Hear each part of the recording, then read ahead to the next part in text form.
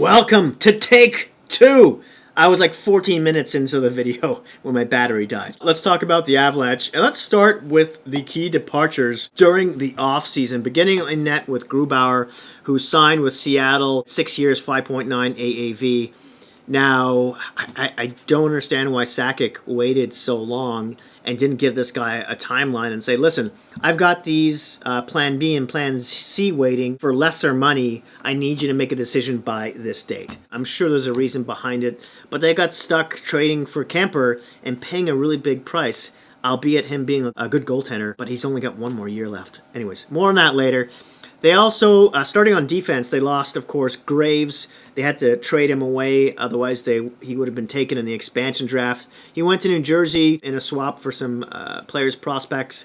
He's 26 years old. He's got 2 years left on his deal, $3.16 million. He's a left shot. He will be missed. Patrick Nemeth, the left shot defenseman, who I don't think Avalanche fans will be too sad about leaving because of his performance in last year's playoffs.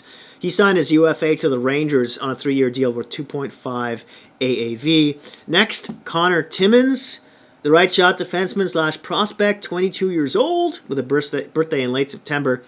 Of course, in that trade with Arizona to get Kemper, along with a first rounder and a conditional third.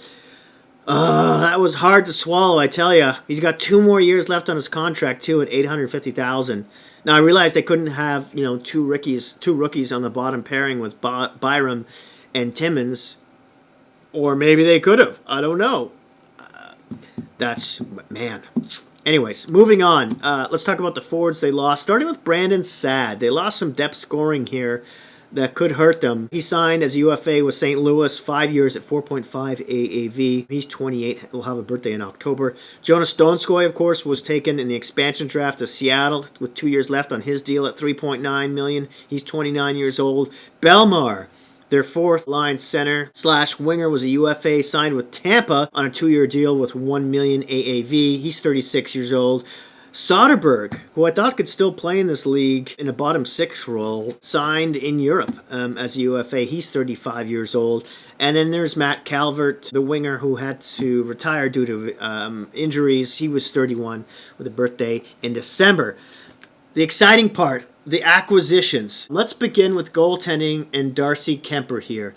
Now, Arizona retained $1 million, so he's only will cost $3.5 against the cap hit. He's 6'5", 215 pounds, if you didn't know, from Saskatchewan, 31 years old, and he's only got 1 more year left on his deal. Last year in 27 games with Arizona, 907. Year before that, 928 though. Before that, a 925. In 2019-20 in the playoffs in 9 games, he was a 913, and it probably could have been higher if they didn't face off against the Avalanche. So if you're a fantasy hockey pool guy, I don't know, maybe you pick him up in the middle to later rounds.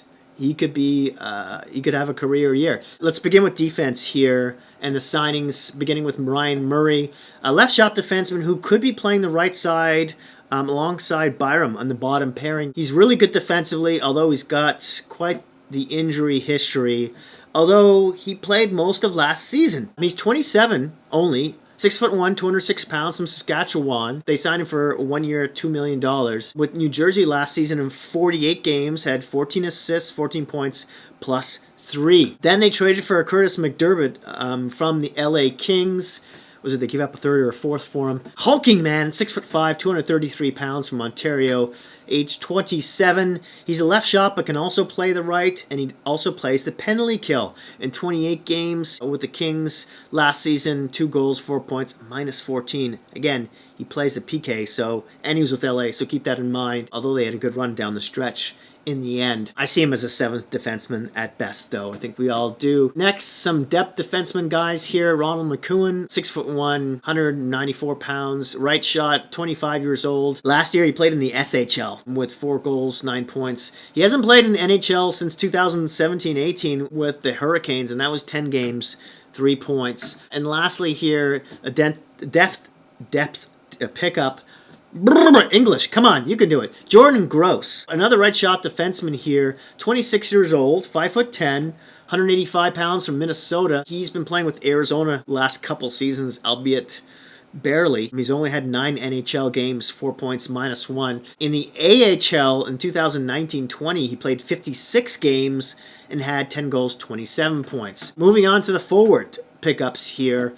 Mikhail Maltsev, who should be playing the bottom six, probably on the left side, but he can also play center. He's 23 from St. Petersburg, Russia, 6'3", just under 200 pounds. He came across in the deal for Graves from the Devils, where last year he played 33 games, had 6 goals, 9 points, was a -4. Darren Helm, a UFA they picked up at 34 years old, 6 foot, just under 200 pounds from Manitoba, played his entire career with Detroit. That's 744 games, and he also has 82 playoff games, so that's a nice depth pickup at probably 4C, which is where I see him playing. Then there's some floaters on the wing that they grabbed here in Stefan Matteau, 27 years old, 6'2", left shot from Chicago. Last year, he was with Columbus, where he played 18 games, 1 point, -4. Another floater they grabbed in Dylan Sakura, who can play all forward positions. He's 26, 5'11", from Ontario, Canada. Last year with the Knights, he had 6 games,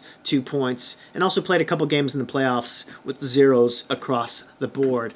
Now, I wanted to talk about some of the PTOs and some of the prospects and other depth guys that they have ever so briefly here. Starting with Artyom Anisimov, who's on a PTO, 33 years old, from Yaroslav, Russia, 6'4", just under 200 pounds. Will he play? I don't know. Flip a coin, really. He could be in that middle six somewhere on the left side. The problem is he's a huge defensive liability, and we're not certain if he could score anymore. He used to be like a perennial 20-goal guy for Columbus, the Rangers, and Chicago. The last couple seasons in Ottawa, though, last season 19 games, 2 goals, 9 points, +1. Season before that, he did have 15 goals in 49 games, so we'll see.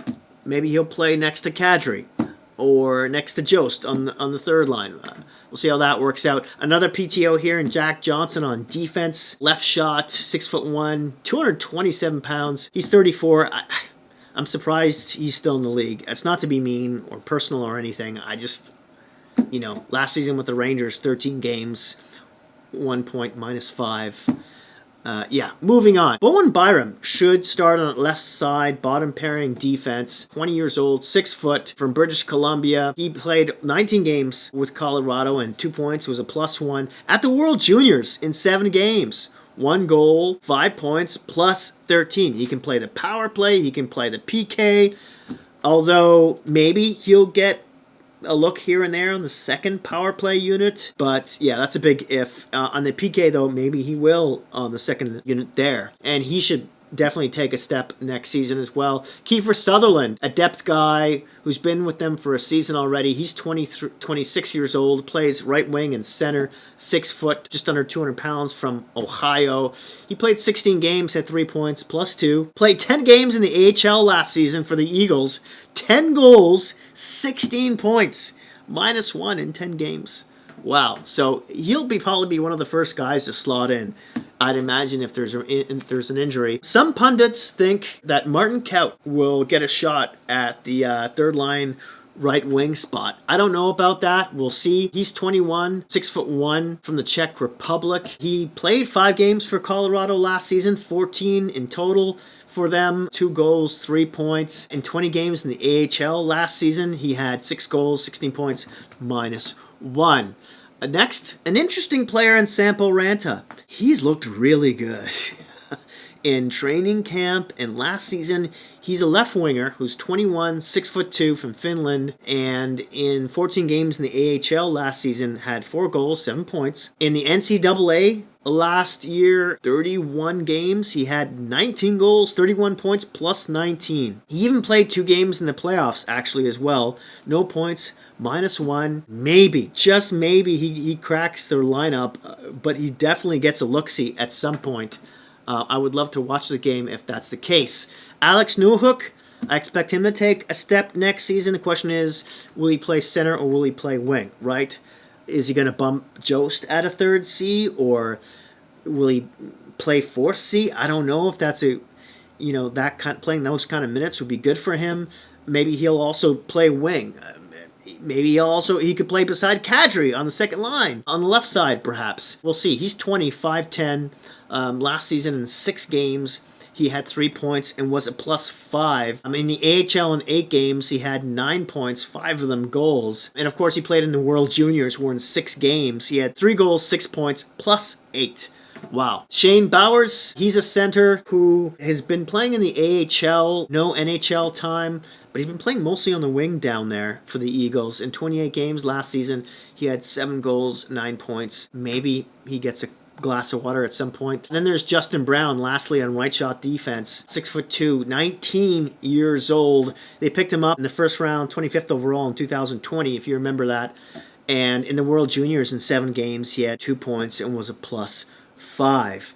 He's got to jump over like McEwen and Gross when it comes to, you know, an injury from Johnson or Murray.